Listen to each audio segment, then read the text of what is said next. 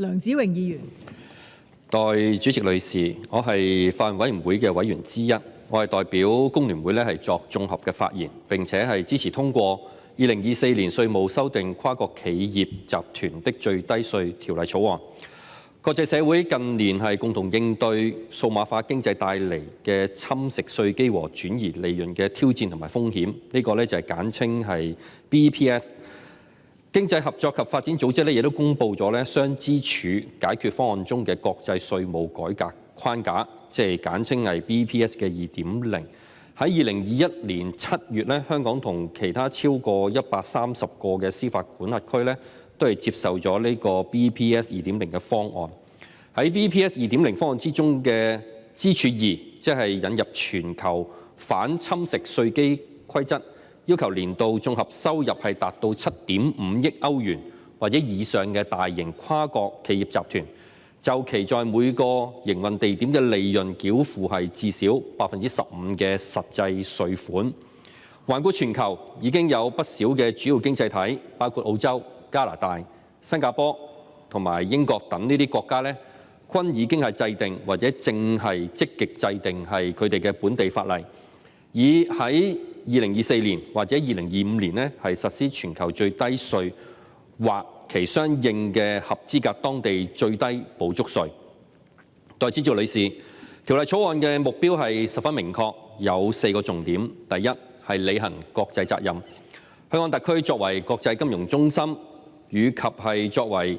國際社會負責嘅其中一員，一直都係支持提升稅務嘅透明度同埋打擊跨境逃稅嘅工作。條例草案係證明咗香港特區係緊貼國際社會嘅標準，致力維護公平嘅稅務環境，將有助係鞏固香港係作為國際金融中心嘅聲譽同埋地位。第二係保障徵稅權。條例草案係引入咗香港嘅最低補足稅，就在港營運但係有效稅率低過15%嘅大型跨國企業集團成員嘅實體，徵收其差額補足稅款，即係要補足到15%。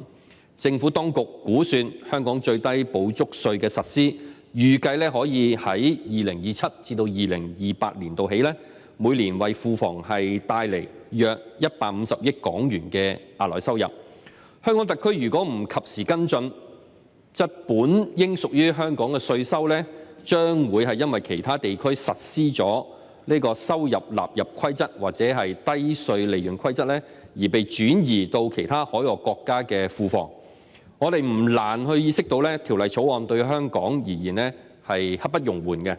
呢筆新增嘅收入對我哋應對財政赤字係重要嘅支持。雖然其他超過130個嘅司法管轄區都會修訂法例，我哋好難要求呢啲實體將有關嘅稅收係交到香港，但有法例保障係最基本嘅工作。而特區政府就相關嘅法例即係公司法等，都已經係進行修例，以應對係 BEPS 2.0。第三，維持係稅務嘅競爭力。代理主席女士，工聯會最關心嘅始終都係廣大嘅打工仔同埋基層市民嘅福祉。我哋必須要清晰咁去指出條例草案係精準地針對係大型跨國企業集團。根據條例草案全球最低稅同埋香港最低補足稅嘅適用門檻係年度綜合收入達到7.5億歐元，即係折合約66億4100萬港元呢啲嘅大型跨國企業集團。呢個意味住香港絕大多數嘅本地企業，特別係佔企業總數達到90%或以上嘅中小型企業完全係唔會受到條例草案嘅任何直接影響。香港仍然係推行簡單低稅制嘅地區，足以係繼續吸引商人係嚟到香港投資同埋發展。第四係減輕企業嘅合規負擔。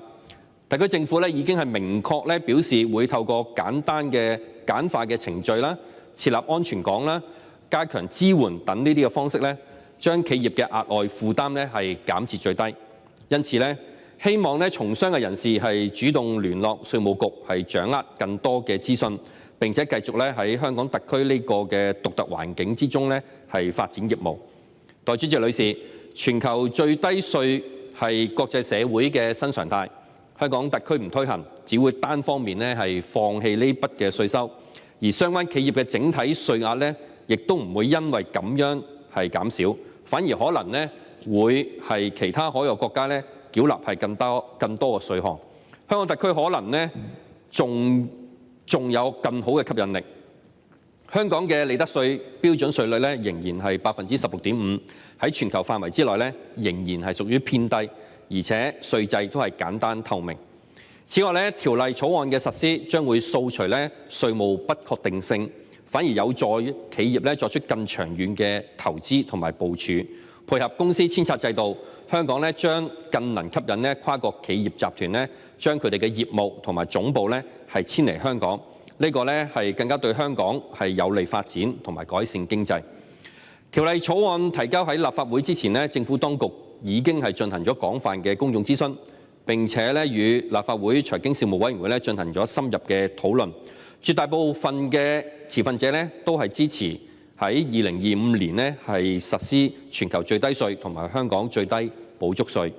代理主席女士，香港特區建立更加公平嘅稅務環境，再加上香港特區有穩固嘅普通法嘅制度，特區政府嘅高效運作同埋高市場嘅自由度等等呢啲嘅優勢咧，必定能夠吸引咧更多真正願意喺香港發展嘅企業落實係選擇喺香港特區咧係發展。總結而言，條例草案係國際發展必行之路，與國際接軌，奉行多邊主義。而國際調解院總部亦都喺香港特區設立，係更好幫助香港特區發展，亦都係幫助我國咧建立更好嘅國際地位。代理主席女士，我再次代表工聯會7位立法會議員係表示支持通過2024年稅務修訂跨國企業集團的最低稅條例草案。我謹此陳辭。